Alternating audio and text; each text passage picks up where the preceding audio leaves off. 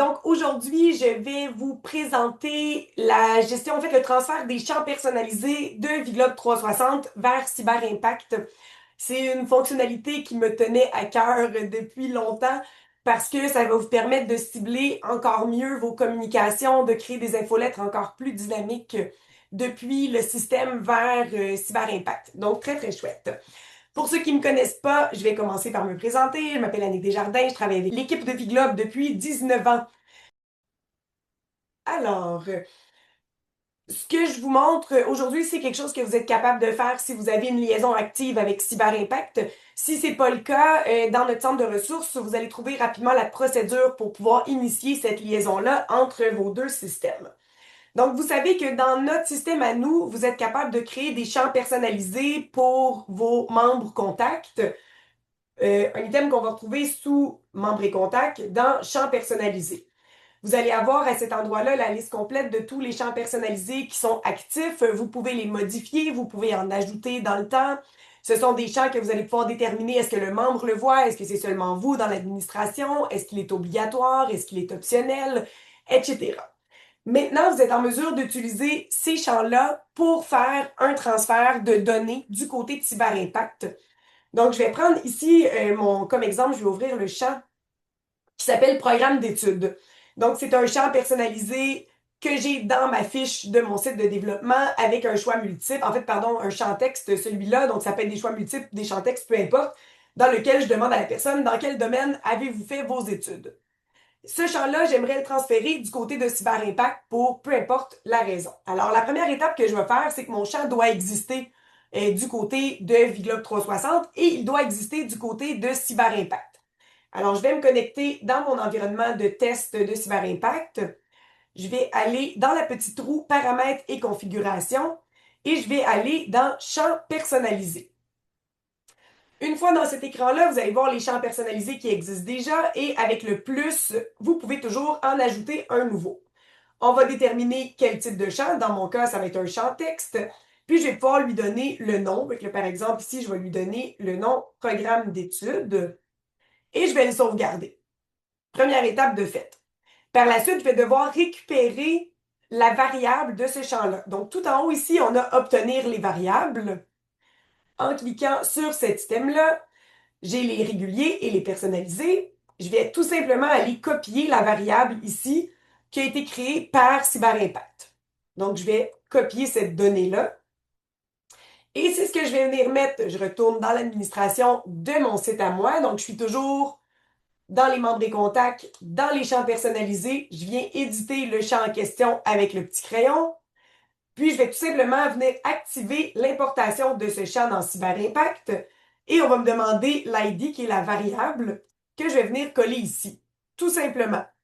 À partir de là, le travail est fait. Chaque exportation de Vlog 360 vers CyberImpact, que ce soit une exportation manuelle depuis les membres et contacts, que ce soit une exportation depuis les événements ou que ce soit votre transfert automatique des membres actifs qui se fait tous les soirs, les données qui se retrouvent dans ce champ-là vont être transférées du côté de CyberImpact. Donc, par exemple, si je retourne dans ma liste des membres, donc là, ici, j'ai fait un tri sur une compagnie qui s'appelle Test. Je vais ouvrir la fiche qui est à mon nom, juste pour vous montrer. J'ai dans Programme d'études, Programmation qui est indiquée. Je vais revenir à ma liste des membres et je vais envoyer cette liste-là, donc Action sur la liste, Exportation vers CyberImpact. Donc, le script va venir prendre mes données de mon système pour les envoyer dans la liste de transfert CyberImpact avec laquelle je suis lié. Je profite du petit délai d'exportation pour juste mentionner, vous allez souvent voir, on reçoit au service à la clientèle souvent la question pourquoi le nombre diffère entre ce que j'ai dans mes membres et ce que j'ai dans CyberImpact. Par exemple, à l'écran, j'avais 400 contacts, je fais une exportation vers CyberImpact et dans ma liste de CyberImpact, j'en ai 364. Pourquoi ce chiffre-là n'est pas le même? Il y a plusieurs raisons qui vont l'expliquer, en fait. La première est que notre système, au moment, en fait, quand vous triez votre liste de membres, vous allez voir tous les comptes, qu'ils soient désabonnés, abonnés, courriel invalide, courriel vide, etc. Donc, votre 400 contacts que vous avez à l'écran comprend tout ça. Au moment où vous exportez vers CyberImpact, tous les comptes qui sont déjà désabonnés ne seront pas transférés. Tous les comptes que CyberImpact considère comme étant invalides ne seront pas transférés. Tous les comptes sans courriel, évidemment, ne seront pas transférés. Et tous les comptes qui partagent un courriel auront un seul compte de transféré. Donc, si on est trois personnes à partager annick@commercialviglobe.com, il y en a un seul qui va être transféré, évidemment, parce que la donnée courriel est la clé unique du côté de CyberImpact. C'est pourquoi vous allez trouver régulièrement une différence entre ce que vous avez à l'écran et ce que vous avez de CyberImpact, puis cette différence-là est totalement normale. Donc, mon exportation, elle est complétée. Je vais fermer ma fenêtre ici et je vais retourner dans CyberImpact, dans mon groupe de test qui est lié à mon système. Donc, c'est le groupe transfert des membres que j'ai fait une liaison avec mon site de développement. On va voir ici les 4 contacts qui ont été transférés. Et si j'ouvre la fiche de annick@commercialviglo.com dans champ personnalisé, on va voir ici que mon programme d'études a été transféré. Mon Dieu, je suis en train de perdre la voix, pardon.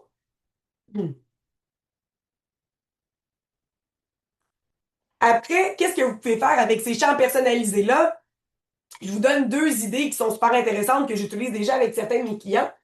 Une des premières choses, c'est que vous pouvez créer des groupes qui vont être ce qu'on appelle des groupes dynamiques. Vous savez, dans Cyber Impact, vous pouvez créer des groupes statiques, donc c'est vous qui décidez qui va dans ce groupe-là, mais vous pouvez créer des groupes dynamiques qui sont basés sur des critères particuliers. Fait que disons, si je créerais un test, puis là je vais dire c'est un groupe dynamique, et quand on crée un groupe dynamique, on va indiquer à quels critères ce groupe-là doit correspondre. Alors je pourrais décider entre tous les critères ou au moins un des critères parmi, et là je peux choisir par exemple que le champ personnalisé programme d'études est égal à programmation, puis automatiquement, en créant ce groupe-là, à chaque rafraîchissement des groupes dynamiques, donc c'est-à-dire ça va se faire soit à la création du groupe, soit au moment d'un envoi, ou à peu près à tous les 9 heures du côté de Cyber Impact, tous les gens qui correspondent aux critères vont se retrouver dans ce groupe-là automatiquement. Ça peut vous permettre de cibler, par exemple, vous avez dans votre système des clients qui sont de type scolaire, type municipal, type privé. Vous pourriez prendre cette donnée-là pour la transférer dans Cyber Impact et automatiquement vous créer des listes d'envoi pour chacun de ces groupes-là ciblés. L'autre point qui est vraiment génial avec les critères personnalisés qu'on peut transférer aussi, c'est au niveau du montage des courriels, les contenus dynamiques. Donc, si je serais en train, par exemple, de monter un courriel précis pour mes contacts, donc à l'intérieur, je mets tous mes blocs de texte et tout. Puis vous allez voir que dans un bloc, il y a une notion qui s'appelle le contenu dynamique, dans lequel vous pouvez limiter la visibilité d'un bloc à un groupe en particulier. Je reprends mon exemple, par exemple, vous avez des contacts dans le domaine scolaire et municipal. On ne veut pas nécessairement leur parler de la même façon, mais on ne veut pas nécessairement créer 4 infolettres non plus. Alors, ce que Cyber Impact vous permet de faire, c'est de créer une infolettre et dans cette infolettre-là, vous pourriez prendre un bloc, dire que vous limitez la visibilité de ce bloc-là pour, par exemple, quelqu'un qui a le critère, puis la même chose, je pourrais dire champ personnalisé, choisir mon champ personnalisé, par exemple, tum,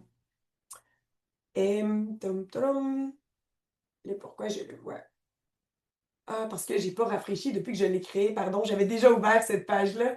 Je vais juste réouvrir une page parce que je l'avais ouvert avant de vous rencontrer tantôt pour être prête, mais j'ai pas pensé que mon champ serait tout neuf, alors il n'existerait pas. Donc, je vais entrer dans un modèle, prise 2. Je vais prendre mon bloc, puis je vais dire, par exemple, je veux le limiter en ajoutant un critère qui serait mon champ personnalisé, que je peux choisir, par exemple, programme d'études est égal à programmation. Et à partir de là, quand j'envoie cette infolettre-là, seuls les gens qui répondent à ce critère-là vont voir ce bloc-là, alors que les autres pourraient voir un autre bloc. Donc, je pourrais dupliquer complètement mon bloc, puis en créer un pour le municipal, un pour le scolaire, et bingo, nos infolettres sont hyper ciblées et avec un meilleur taux de réponse à ce moment-là. Donc, c'est vraiment l'utilité de faire cette manipulation-là, de transférer vos champs personnalisés entre Cyber Impact et Viglobe 360. Toute cette information-là de comment ça se fait exactement dans le document que vous allez recevoir après la formation, vous allez avoir le lien direct vers la fiche de documentation qui explique étape par étape comment le faire. Donc, vous avez par exemple comment aller créer vos champs personnalisés dans Cyber Impact, comment récupérer les variables et comment les lier avec Viglobe 360. Donc, vous allez être en mesure de faire cette manipulation-là de façon 100% autonome. Voilà, je parle beaucoup, je parle vite, ça a été quand même rapide, mais c'était pas un sujet qui était très long, mais en même temps, c'est le but des cafés découvertes. Est-ce qu'il y a des questions? Oui, Yannick, nous avons une question ici. Pouvons-nous exclure certains champs personnalisés dans Cyberimpact? Oh oui, on peut. Quand vous créez une visibilité ou une liste ou peu importe, c'est est égal à, mais il y a aussi tout ça. Fait que vous pourriez aussi dire n'égale pas à. Fait que là, on pourrait dire, dans le fond, n'égale pas à programmation. Fait qu'à ce moment-là, tous ceux qui n'ont pas programmation vont le voir. Donc, définitivement, vous pouvez le faire de cette façon-là. Est-ce qu'il y a d'autres questions? Excellent. Alors, c'est ce qu'on appelle le short and sweet, 15 minutes. C'était le plan des cafés découvertes, hein, que ce soit des fonctionnalités qui sont rapides à présenter, mais qui vous permettent de bonifier l'utilisation de votre plateforme. Alors, j'espère vous croiser au prochain café, encore une fois, prendre un petit 15-20 minutes ensemble pour apprendre à tirer profit de cette plateforme-là. Je vous remercie. Je vous souhaite une excellente journée, à vous tous.